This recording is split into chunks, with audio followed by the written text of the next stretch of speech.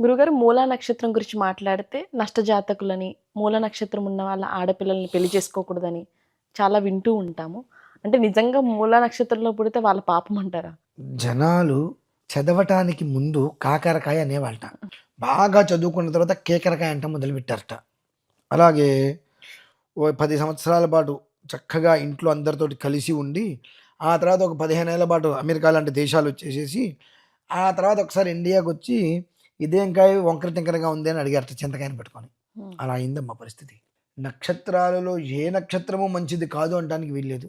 హ్మ్. ఇది మంచిదే అని నిరూఢం కూడా పనికిరాదు ఎప్పుడూ కూడా. ఎందువల్లనంటే ప్రతి మనిషి యొక్క నక్షత్రము, ప్రతి ఒక్క మనిషి జీవితము తన లగ్నాన్ని అనుసరించి ఉంటుంది.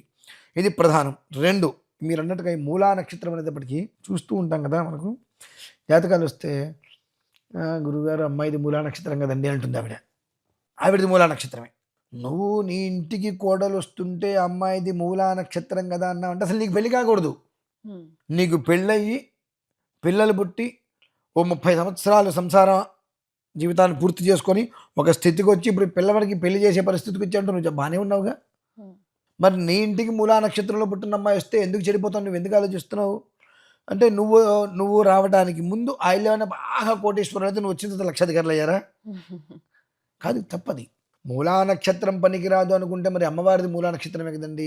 మూలా నక్షత్రంలో ఆడపిల్ల పుడితే మూలా నక్షత్రంలో వివాహం చేసుకుంటే అది కానీ పనికిరాదన్నప్పుడు అదే మూలా నక్షత్రంలో అక్షరాభ్యాసం చేద్దామని ఎలా పరిగెడుతున్నారండి వీళ్ళు? అంటే ఇదంతా కూడా అండి రుద్దబడిన వ్యవహారం. నిజంగా కూడా చెప్పాలంటే మూలా నక్షత్రంలో ఉండేటి అమ్మాయిని గనక వివాహం చేసుకోగలిగితే ఆ ఇల్లు అదృష్టవంతులు. ఆ అమ్మాయి వలన ఆ అవతల కుటుంబాలు వృద్ధి చెందుతాయి ఖచ్చితంగా. ఎందుకు వృద్ధి చెందుతాయి అంటానికి దానికి బలమైన కారణాలు అనేకమున్నాయి.